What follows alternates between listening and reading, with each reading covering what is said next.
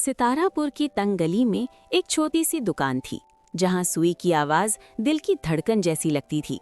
यहाँ जरियाबा काम करती थी, एक खामोश मेहनती लड़की जिसकी उंगलियों में जादू और आंखों में कहानियां थीं। वो नए कपड़े खरीदने की ताकत नहीं रखती थी, मगर पुराने कपड़ों में जान डाल देना जानती थी। इसी दिन शहर में ऐलान हुआ। बादशाह शहरयार आजम ने हुक्म दिया कि शहजादी नूरे माँ की 18वीं सालगिरह पर एक खास लिबास तैयार किया जाए। ऐसा लिबास जो मरहूम मलिका रूह अफ़ज़ा की याद को जिंदा कर दे। जो जीतेगा वो शाही दर्जी कहलाएगा। शहर के बड़े बड़े डिज़ाइनर्स मैदान में उतर आए। उनमें सबसे नुमाया थी ज़रनोश बेगम, दौलत, गुरूर और महंगे कपड़ों की मलिका। उसने ऐलान सुना और मुस्कुराकर कहा, यादें रेशम में नहीं, सोने में बिकती हैं। जरियाबा के दिल में कुछ टूटा और कुछ जुड़ गया। उसकी 2 सहेलियां आलिया और सना उसके साथ थीं। जरियाबा ने वो बात कही जो सबको चौंका गई, मैं मलिका रूह अफ़ज़ा के पुराने कपड़ों से लिबास बनाऊंगी। महल में कह गूंजे। जरनोश ने तंज किया, राख से ताज नहीं बनते। मगर जरियाबा ने खामोशी से वो कपड़े मांग लिए जिनमें मलिका की खुशबू अब भी बसी थी, चंबेली की हल्की सी सांस। रात को दुकान बंद हुई तो जरियाबा ने पहला टांका लगाया और कहीं दूर जरनोश की आंखों में आग जल उठी। क्या राख से बना ख्वाब शाही महल तक पहुंच पाएगा या कोई आग उसे राख बना देगी?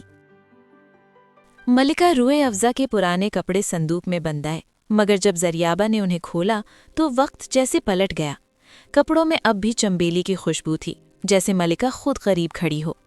आलिया ने आंखें बंद करके कहा, ये खुशबू नहीं, याद है। तीनों ने दिन रात काम शुरू कर दिया। धागे कम थे मगर हौसला बेहिसाब। जरियाबा हर सिलाई के साथ एक दुआ बुन रही थी। वो लिबास आम नहीं था, वो एक कहानी बन रहा था। दूसरी तरफ जरनोश का महलनुमा स्टूडियो जगमगा रहा था। रेशम, हीरे, सोने के धागे, सब कुछ था सिवाय दिल के। मगर जब उसे खबर मिली कि जरियाबा पुराने कपड़ों से लिबास बना रही है तो उसके गुरूर को जख्म लगा। अगर वो जीत गई तो? ये ख्याल जरनोश को पागल कर रहा था। रात गहरी हुई। जरियाबा की दुकान में चिराग जल रहा था। अचानक बाहर कदमों की आहट हुई। आलिया और सना जा चुकी थीं। जरियाबा आखिरी टांका लगा रही थी कि हवा में अजीब सी लर्जिश महसूस हुई। इसी वक्त महल के साए से एक शक्ल निकली, जरनोश। उसकी आंखों में हसद था, हाथ में आग। चंद लम्हों में शोले लपके, कपड़ा जलने लगा। जरियाबा चीखी, पानी फेंका, आग बुझ गई, मगर बहुत देर हो चुकी थी। लिबास जल चुका था, किनारे सियाह, धागे टूटे हुए।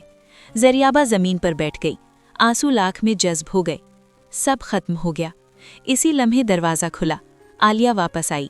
उसने जले हुए कपड़े को देखा, फिर जरियाबा को, और आहिस्ता कहा, हर जला हुआ किनारा कहानी मांगता है, सोना नहीं, सच। जरियाबा ने सर उठाया। आंखों में आंसू थे, मगर अब खौफ नहीं था।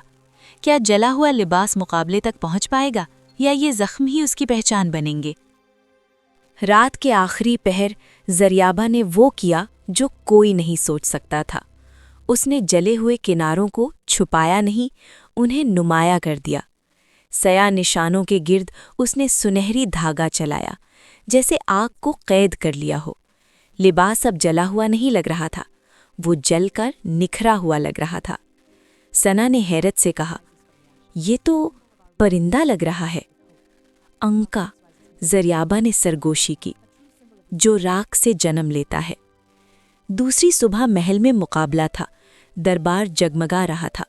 जरनोश ने अपना लिबास पेश किया, चमकता, कीमती, मगर ठंडा। शहजादी नूरे माँ ने देखा और नजरें चुरा लीं। फिर जरियाबा आई।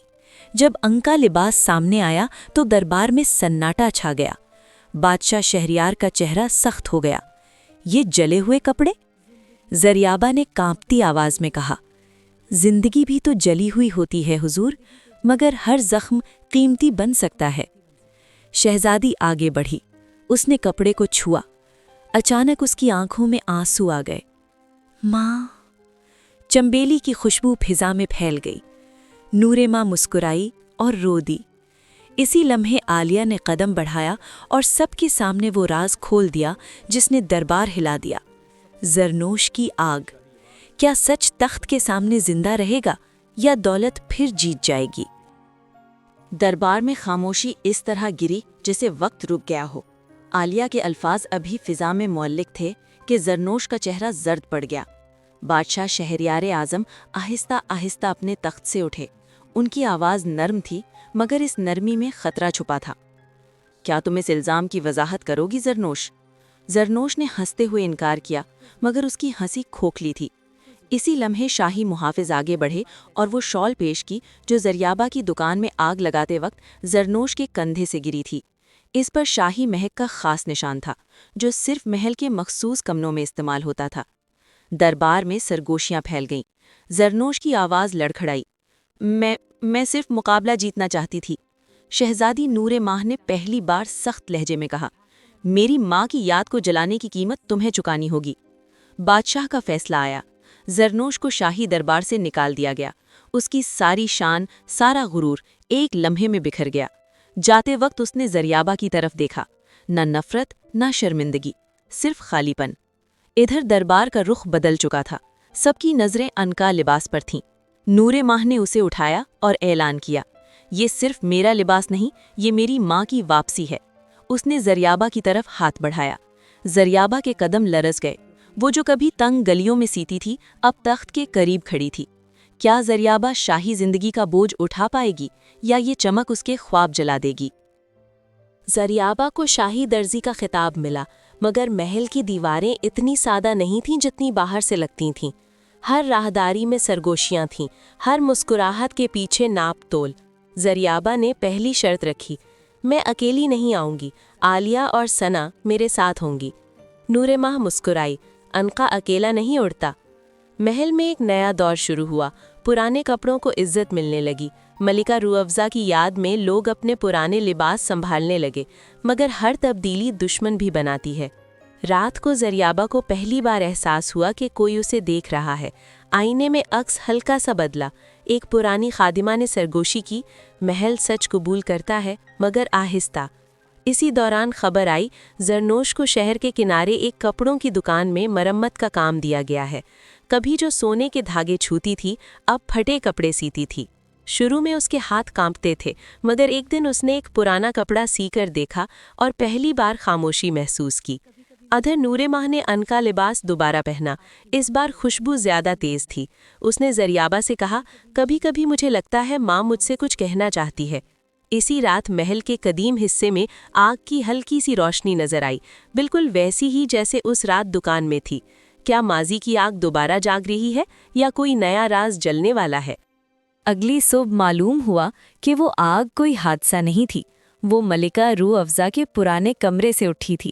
مگر حیرت کی بات یہ کہ کچھ جلا نہیں، صرف ایک پرانا خط راکھ میں بدلا تھا۔ زریابہ نے راکھ کو ہاتھ لگایا، اس کے دل میں ایک عجیب سا سکون اترا۔ یہ اختتام نہیں، پیغام ہے۔ نور ماہ نے خط کی باقیات دیکھیں اور آہستہ کہا، ماں چاہتی تھیں کہ ہم درد کو چھپائیں نہیں، سنواریں۔ اسی دن اعلان ہوا کہ ستارہ پور میں نیا قانون ہوگا۔ پرانے کپڑے ضائع نہیں کیے جائیں گے، بلکہ ان سے نئی کہانیاں بنیں گی۔ شہر بدلنے لگا، لوگ کم خریدتے، زیادہ سنبھالتے۔ زرنوش نے دور سے یہ سب دیکھا، اس کے ہاتھوں میں اب مہارت تھی اور آنکھوں میں صبر۔ ایک دن وہ خاموشی سے زریابہ کے دروازے پر آئی، سر جھکا کر کہا، کیا راکھ سے دوبارہ شروع کیا جا سکتا ہے؟ زریابہ نے مسکرا کر سوئی تھمائی، اگر دل سچ بولے تو ضرور۔ شہزادی نور ماہ نے عنقا لباس آخری بار الماری میں رکھا۔ اب وہ صرف لباس نہیں تھا، وہ سلطنت کی نشانی تھا۔ کہا جاتا ہے، آج بھی اگر ستارہ پور کی کسی گلی میں چنبیلی کی خوشبو آئے تو لوگ جان لیتے ہیں کہ کہیں نہ کہیں کوئی ٹوٹا ہوا خواب دوبارہ سیا جا رہا ہے۔ اختتام، مگر کہانی زندہ ہے۔